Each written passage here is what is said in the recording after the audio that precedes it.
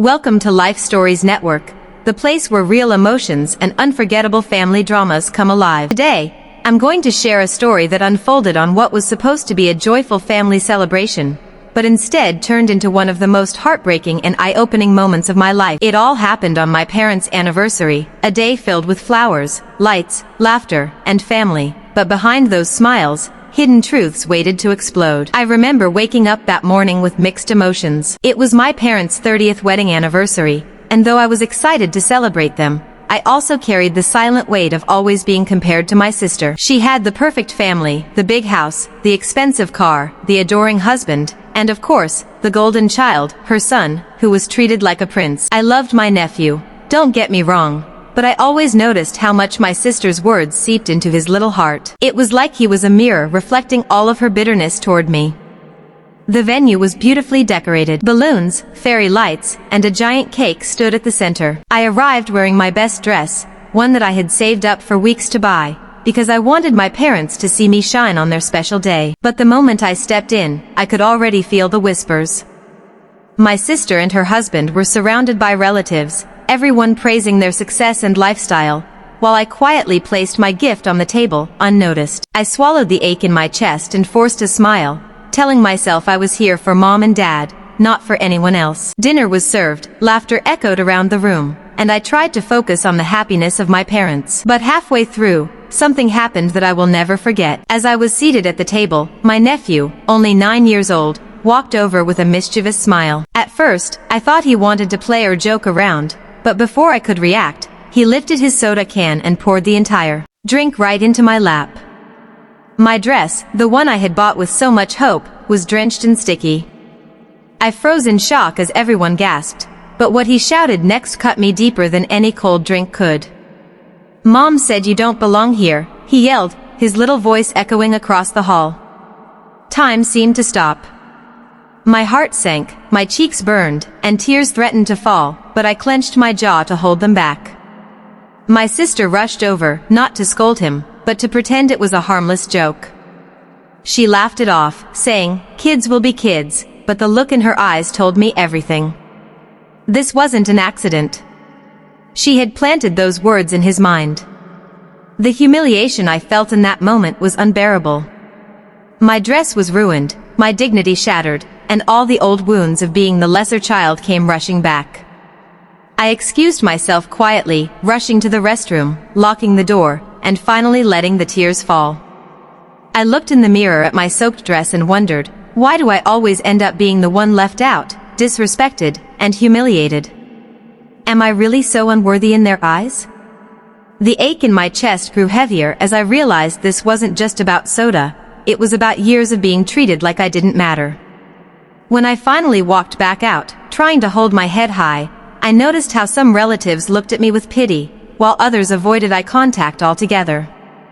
My parents hadn't even noticed what had truly happened because they were caught up in entertaining guests.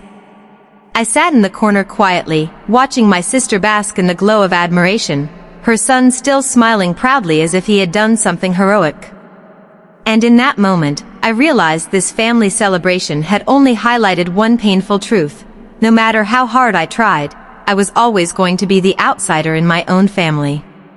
But what I didn't know then was that this night, this painful humiliation, would lead me down a path of self-discovery, strength, and an unexpected twist that none of them ever saw coming. After that humiliating scene, I stayed quiet for the rest of the evening. I smiled when needed, nodded when relatives tried to make small talk, but inside, my heart was breaking. The soda on my dress had dried, leaving a visible stain that I couldn't hide. Every time I looked at it, I was reminded of the words my nephew shouted in front of everyone, "Mom said you don't belong here." It wasn't just a child's outburst, it was a dagger aimed straight at my self-worth. When the party ended, I slipped away early. I didn't even wait for the cake cutting because I knew standing there with a stained dress while my sister's family looked picture perfect would only deepen the wound. As I walked home alone, I thought about all the years I had tried to be the good daughter. I sacrificed my wants so my parents could afford things for my sister, I worked extra hours to buy them gifts, and I always showed up when they needed me. But despite everything, I was still invisible in their eyes. That night, I asked myself the hardest question: why am I still fighting for a place in a family that doesn't want me? The next morning, my phone buzzed with pictures from the anniversary. Everyone looked so happy. My sister had posted them online, captioning them with words like "perfect family," "blessed night," and in every photo, I was either missing or cropped out. That hit me like a storm. Not only was I humiliated at the party, but now I was erased from the memory of the evening altogether. It felt like my existence was being wiped away, piece by piece. For days, I didn't speak to anyone. I buried myself in work, stayed late at the office, and avoided family calls. But deep inside, the words from that night echoed endlessly. I knew I couldn't live like this anymore. Something had to change. I couldn't keep letting their opinions define my worth. That's when I decided to start documenting my life, not for them, but for me. I opened a private journal and began writing about my feelings, my struggles, and the small victories I achieved each day. Slowly, I found comfort in my own voice, something my family had silenced for years. A few weeks later, something unexpected happened. My boss called me into his office and praised me for the dedication I had been showing at work. He told me about a new project, one that required leadership and trust, and he wanted me to handle it. For the first time in a long while, I felt seen, not as someone's lesser daughter or forgotten sibling, but as an individual with talent and value. I accepted the challenge, and soon, my late nights at the office began to pay off.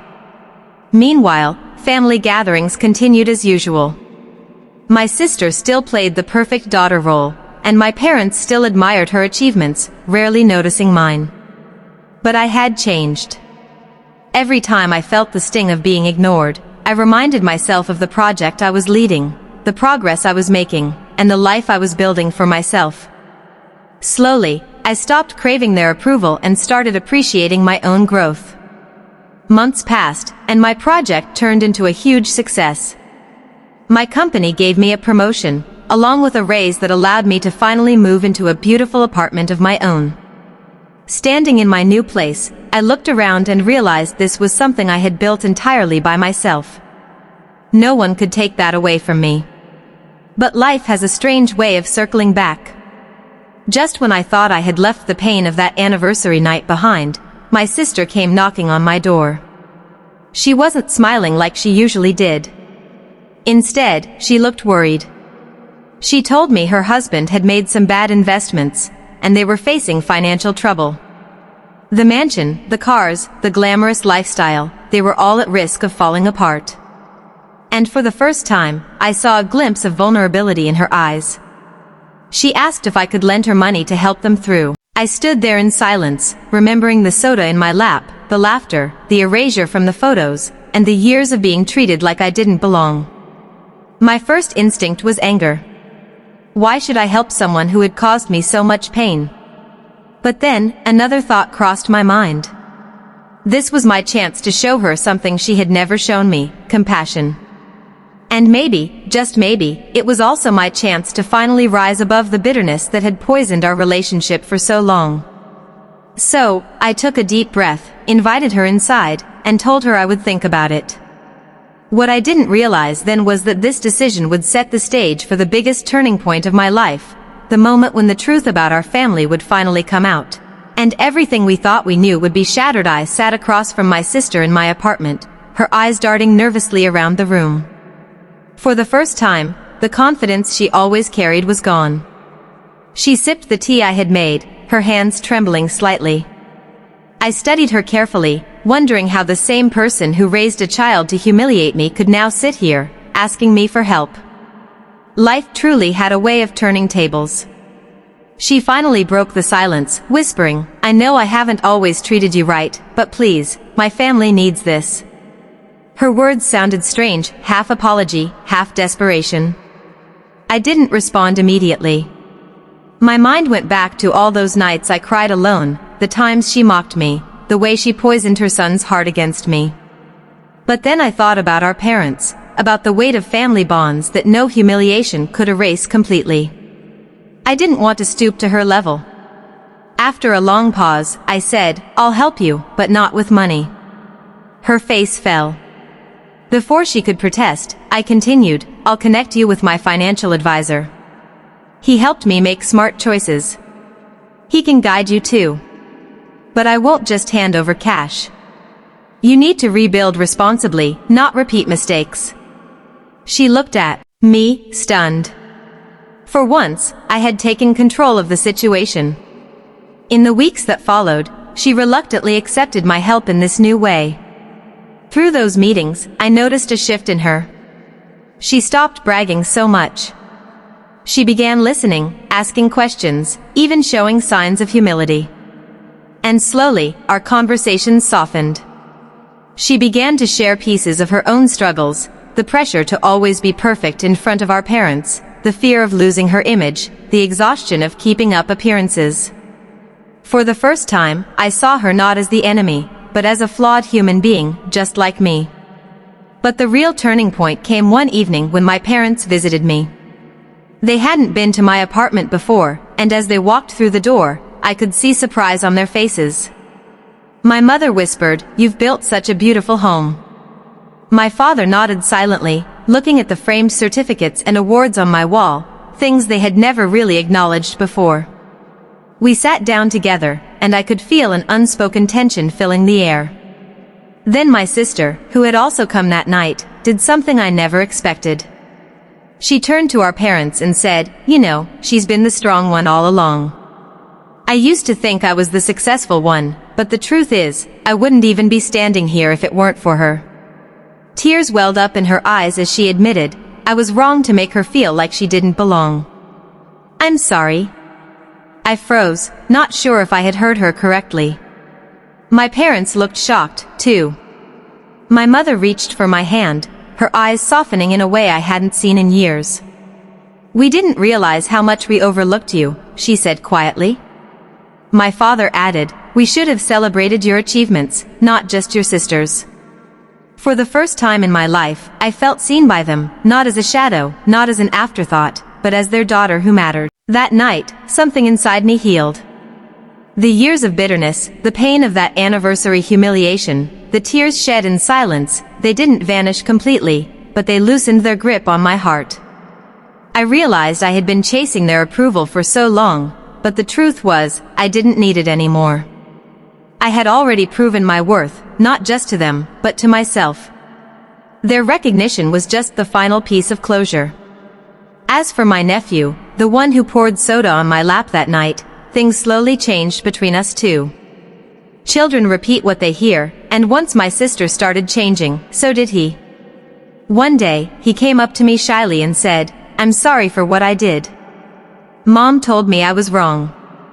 I hugged him tightly, knowing he was just a child who had been caught in the crossfire of adult bitterness. Looking back now, I see that anniversary as both the lowest and highest point of my life. It broke me down, but it also forced me to rebuild. It taught me that sometimes, the disrespect we endure is not a reflection of who we are, but of the insecurities of others. And it showed me that forgiveness doesn't mean forgetting, it means freeing yourself from the chains of the past so you can walk forward stronger. So here I am, sharing this story with all of you, hoping it reaches anyone who has ever felt like the forgotten child, the invisible sibling, or the outsider in their own family. Remember this, your worth is not defined by how others see you. Sometimes, the people who overlook you will one day realize your value. And sometimes, even if they don't, you'll still rise higher than they ever imagined. Because your strength, your resilience, and your heart are yours alone, and no one can take that away.